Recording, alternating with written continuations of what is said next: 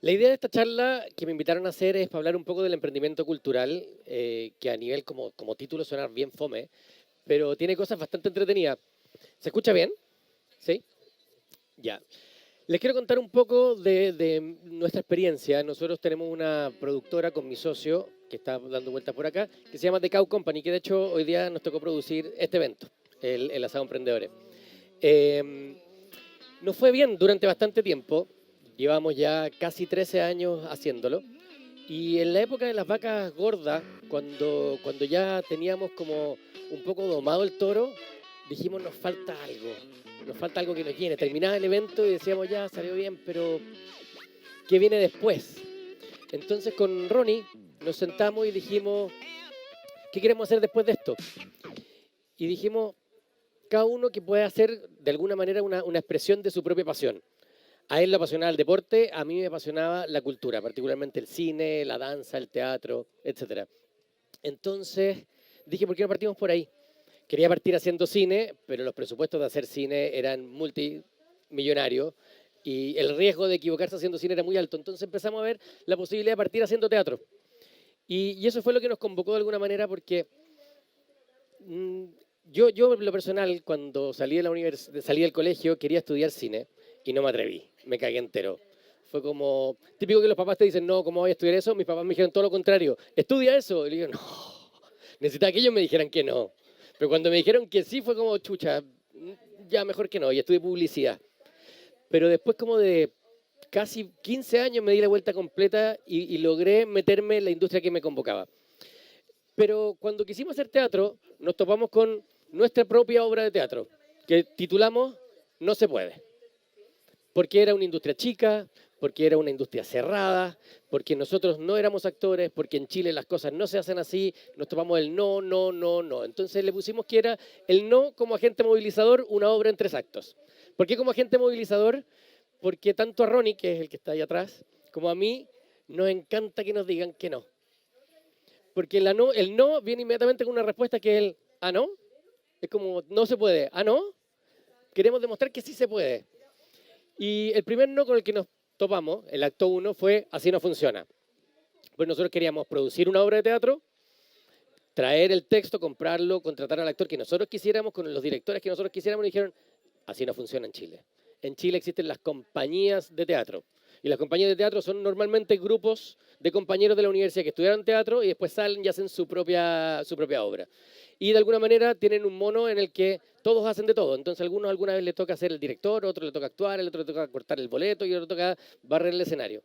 Y dijimos, pero ¿por qué no podemos imitar el modelo de producción de teatro que existe en otras partes del mundo, como en Argentina, en Estados Unidos, etcétera, donde hay un productor que tiene un sueño de alguna obra de hacer, llama al equipo concreto que quiere ocuparlo para esa obra, al director, al escenógrafo, etcétera. Pero nos dijeron, no, en Chile no se puede. Entonces hicimos el contramano y llegamos directamente a la gente de los derechos porque queríamos compartir con una obra que se llamaba Un Dios Salvaje. No sé si alguna vez lo han escuchado. Me faltó una pregunta. ¿Ustedes alguna vez han ido al teatro? ¿Les gusta el teatro? Ya, qué bueno. Son la minoría, para que lo sepan. Entonces, cuando nosotros quisimos hacer esta obra que se llamaba Un Dios Salvaje de Yasmina Reza, dijimos, vamos a comprar los derechos porque es una obra que está caliente. Estaban a punto de estrenar la película basada en la misma obra de teatro. Y dijimos, con esto estamos dados, pagamos el noviciado y de aquí nos van a querer todo. Entonces, el primer problema al que nos enfrentamos fue el segundo no. Ni cagando te damos los derechos a ti. Obvio. ¿Qué hay hecho? Nada. De teatro, nada, por lo menos.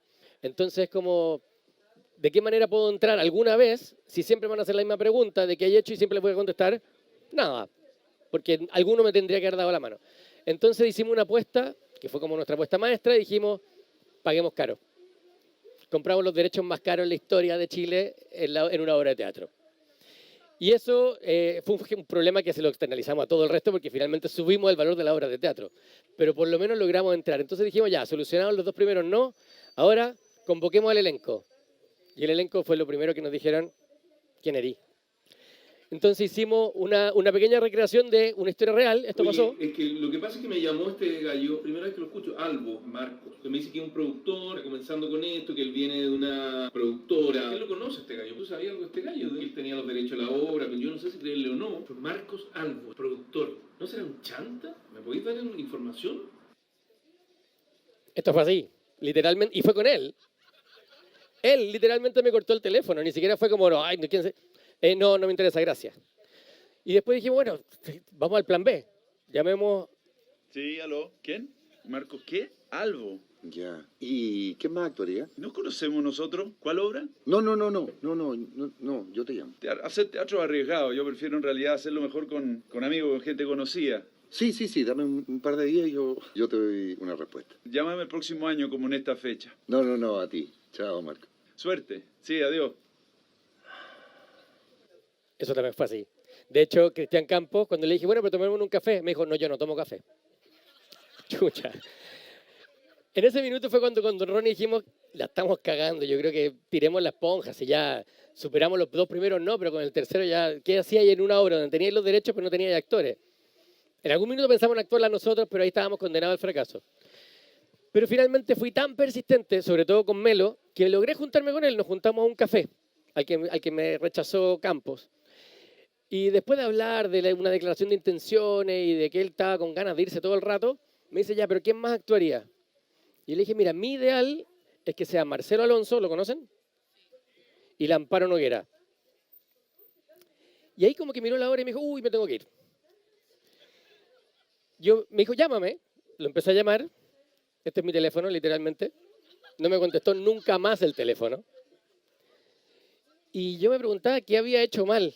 Hasta que prendí la tele y caché de que para poder meterte en esta industria tenías que saber de Glamorama, leer Loon, porque la Amparo Noguera era su ex mujer y el Marcelo Alonso se la había levantado. La había hecho de lujo, de lujo. Entonces, bueno, fue como, ya voy a tener que empezar a estudiar Loon, voy a tener que empezar a ver Alfombra Roja, porque hay que saberse la vida de estos señores. Así que si después tienen preguntas de sus vidas, soy experto. Pero finalmente logramos levantar el elenco, dimos vuelta un poco el tema, porque nosotros estábamos tratando de llamar primero al actor y después al director, y nos dimos cuenta de que primero hay que llamar al director y después a los actores. Levantamos un elenco que quedó bastante bien, estaba la Blanca Levín, la Ingrid Cruz, el Álvaro Espinosa y el Elvis Fuentes. Hicimos nuestra primera obra y pudimos pagar el noviciado y romper el paradigma de que no se podía hacer teatro de la manera que nos decían que nosotros lo queríamos hacer. La segunda, como nosotros además cambiamos el paradigma, le pusimos ciertos valores nuestros, ciertos valores en la comunicación, en el estudio de la audiencia, en la concepción del negocio, que generó de que los actores ganaran plata, y ganaran bastante plata, que normalmente lo que nos decían es que la gente hacía teatro por amor al arte. Entonces, ¿por qué iban a hacer teatro por amor al arte conmigo? Pero de repente, si es que efectivamente tenían la posibilidad de hacer teatro y ganar plata haciendo lo que aman, se nos podría abrir un poco el espectro. Entonces, para la segunda obra, a la que sí llamé a Ñeco, y Ñeco sí actuó, se llamaba Rojo, y hoy día han pasado 6 años, partimos el 2013 con la primera obra, ya hemos hecho 24 obras de teatro, a un promedio de 4 obras al año. Muchas de esas se han transformado en la más vista del año, otras se han transformado en las mejores criticadas del año, no siempre son las mismas, no siempre lo que la gente quiere ver es lo mejor, o no siempre lo mejor es lo que la gente quiere ver. Por otro lado, también muchos piensan de que lo que digan los críticos les importa nada. Pero hemos pasado, bueno, por aciertos y desaciertos. También hemos tenido obras en las que hemos tenido menos gente que en esta charla, donde la inversión era bastante más alta. Pero quedamos bastante contentos y de alguna manera nos transformamos en un referente de la industria del teatro en Chile. Sin querernos nos habíamos metido completamente en el centro del asunto.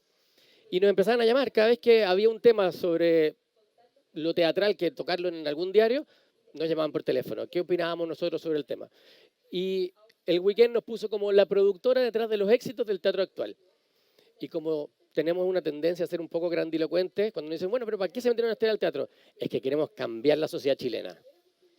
Y me empezaron a cobrar un poco la palabra. Entonces, ya, ¿pero qué quieren hacer? Queremos ser un referente teatral a nivel mundial, que Santiago sea una plataforma de teatral a nivel mundial del mismo tamaño que lo que es Londres, Madrid, Buenos Aires, en 10 años. Porque además nos pusimos meta los hueones. Llevamos 6 años, 24 obras, y hoy día ha pasado un fenómeno que no pasaba antes, que los argentinos vienen a ver las obras acá, compran los derechos para llevárselas allá. No digo que sea algo que haya sido solamente a causa de nosotros, pero estamos en la misma ola que está llevando este impulso creativo. Y en ese sentido nos empezaron a hacer ciertas preguntas sobre qué opinábamos nosotros sobre la industria creativa. Y nosotros estamos haciendo teatro, no tenía entendida de lo que estaban hablando de la industria creativa. Entonces hubo que estudiar para poder responder mejor que decir, no sé. ¿Y qué es la industria creativa? Básicamente la industria creativa son los sectores de la actividad organizada que tienen como objeto principal la producción, promoción, difusión y comercialización de bienes de servicio y actividad de contenido cultural, artístico o patrimonial. Es decir, el teatro, el cine, la música, la editorial, la danza.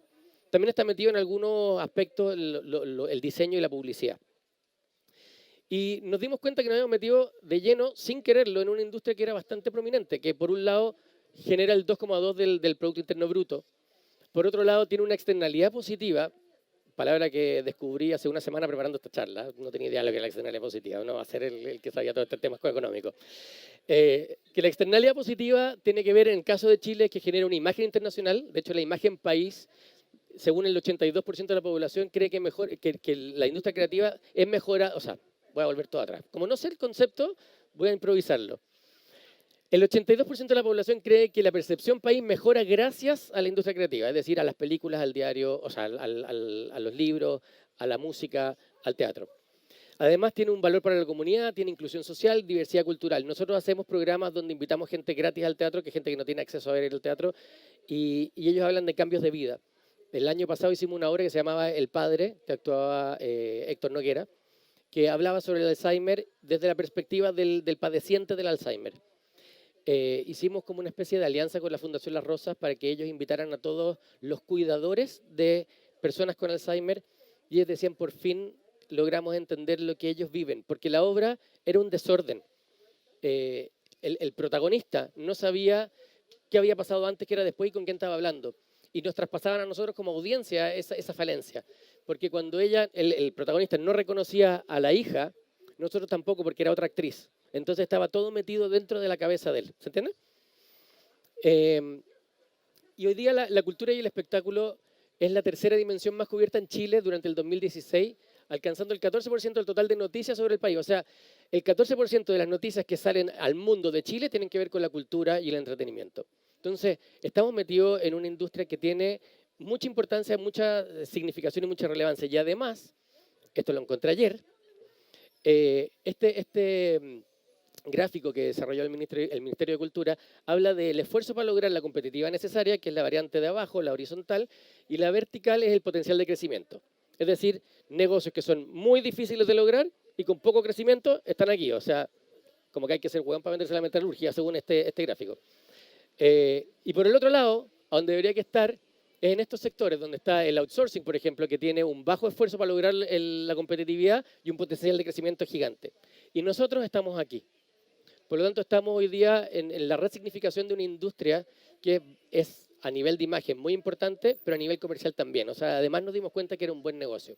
Y esto se los digo no para decirles que nos está yendo bien en el teatro, sino que porque necesitamos que haya más gente haciéndolo. Hoy día la competencia es necesaria, se está buscando de que haya más competitividad, porque así yo creo que sucede que cuando yo vaya al BCI a tocarle la puerta, a decirle, oye, quiero que auspicien una obra, ellos me digan, no, porque estoy auspiciando otra, yo con eso me voy a ir contento. Pero no porque no nos interesa el teatro, es la pega que tenemos que hacer todavía. Entonces, logramos convertir la desventaja en una ventaja. Esa desventaja de ser un aparecido en una industria desconocida, la transformamos en una ventaja. Nos salieron noticias de distintas cosas y éramos el publicista metido en el teatro. Entonces tratamos de meter esas ventajas de ser un outsider. El entrar a una industria distinta, sin tener las competencias o la formación previa, te hace tener ciertas alturas de mira distintas. Hay una perspectiva de ver el negocio distinto, porque la gente estaba normalmente, los que hacían teatro, en el status quo de cómo se hacía normalmente el teatro, sin la posibilidad de generar espacios donde pudiéramos innovar. Entonces, cuando nosotros le metimos nuestra filosofía de trabajo al teatro, nos generó un cuestionamiento al status quo y identificamos oportunidades, donde vimos de que en verdad el negocio no estaba solamente por la venta de entradas, sino que por la recaudación a través de inversiones, a través de auspicios, a través de la venta de funciones. A modo de ejemplo, nosotros nos metimos también en uno de estos experimentos a distribuir cine. Y el status quo decía de que uno estrena una película, espera que la gente la vaya a ver y finalmente tiene esa recaudación. O sea, si la vieron 10.000 personas, ganaste lo que se vendieron esos 10.000 tickets. Y trajimos una película que era bastante atractiva, que se llamaba The Green Zone, que actuaba Matt Damon. Y dijimos, ¿qué pasa si nosotros en vez de estrenar la película, vendemos las avant premier? Y como nosotros fijamos la fecha de estreno, podemos hacer la fecha de estreno un año más y vendemos toda la avant premier en la previa. Y vendimos 40 avant premier de esa película. Después, lo que se ganaba vendiendo, vendiendo las entradas era poco relevante versus el negocio que se generaba vendiendo las funciones. Entonces, quisimos modificar ese tipo de paradigmas en el teatro también y lo hemos ido haciendo con esta convergencia entre lo que es la producción de eventos, que era como nuestro kit original, versus la producción teatral, generando un impacto intermedio que nos lleva hoy día hacia la generación de contenido. Entonces nosotros trajimos en esta convergencia lo que era la metodología, el plan de negocio, los procedimientos, la visión comercial y recopilamos por el otro lado todo lo que tiene que ver con la industria creativa, que es el storytelling, la creatividad, la puesta en escena y el talento. El talento me refiero a guionistas, directores, actores. Y en esta convergencia logramos crear productos propios, como por ejemplo que el año pasado le hicimos a una radio una película. Y por el hecho de nosotros tener una reputación ya creada con los actores, no era mucho más fácil llamar a los actores para invitarlos a un proyecto así. Entonces empezaron a salir negocios derivados que de repente, por ejemplo, con un banco que hoy día estamos trabajando, nosotros llegamos por venderle una función de teatro y hoy día estamos trabajando con ellos con toda una estrategia de generación de contenido y consultoría de branding. En el fondo como que logramos dar el loop completo porque a través del expertise que está asociado a la industria creativa y al storytelling, hoy día lo estamos metiendo en nuestro quehacer diario como productora de eventos, como consultora y como brand design. Entonces, en resumen, detrás de todo esto, quería terminar con una cosa que se llama el Ikigai. No sé si lo han escuchado alguna vez. El Ikigai es este diagrama que habla como de 4 dimensiones. Está la dimensión de lo que uno ama hacer, la dimensión de lo que el mundo necesita, la dimensión de lo por qué te pueden pagar y en lo que eres bueno. Y en algún minuto, 4, 3 o 2 de estas convergen. Entonces, si tú eres bueno en algo y amas lo que haces, eso se llama pasión. Pero si eres bueno en algo y te lo pueden pagar, es tu profesión. Si te lo pueden pagar y el mundo lo necesita, es una vocación. Y si finalmente el mundo lo necesita y lo amas, pero no te pagan nada por eso, es una misión. Pero cuando uno logra confluir los 4 elementos, se genera el Ikigai. Y eso es un poco lo que nosotros logramos forjar en nuestro emprendimiento cultural cuando decidimos meternos en la industria teatral. Porque éramos buenos produciendo, pero nos faltaba este bichito que nos picaba de poder generar un impacto social. Entonces se empezó a mezclar entre el impacto social con lo que necesita el mundo, con lo que amamos, que era hacer teatro, y además nos dimos cuenta que era una industria con un potencial de crecimiento importante. Y nos generó este espacio de plenitud que de alguna manera los invito a ustedes también a que búsquenlo, no en la industria creativa o lo que sea, pero que busquen dónde pueden lograr converger estas 4 variables para que efectivamente logren ser felices haciendo lo que hacen. Y los voy a dejar con una última invitación que es para que vayan. Sigue siendo el único evento en el que todo puede suceder. Vivo, Artesanal. irrepetible. Lo que ves Ocurre de una manera, una sola vez. Y nos ocurre a ti y a mí. al mismo tiempo y en el mismo lugar. Conmoviéndonos. divirtiéndonos, Educándonos. transformándonos. Siempre en algo distinto. Siempre en alguien mejor. Descubre el teatro. Vive el teatro. Ven al teatro. Así que los invito a que vayan al teatro.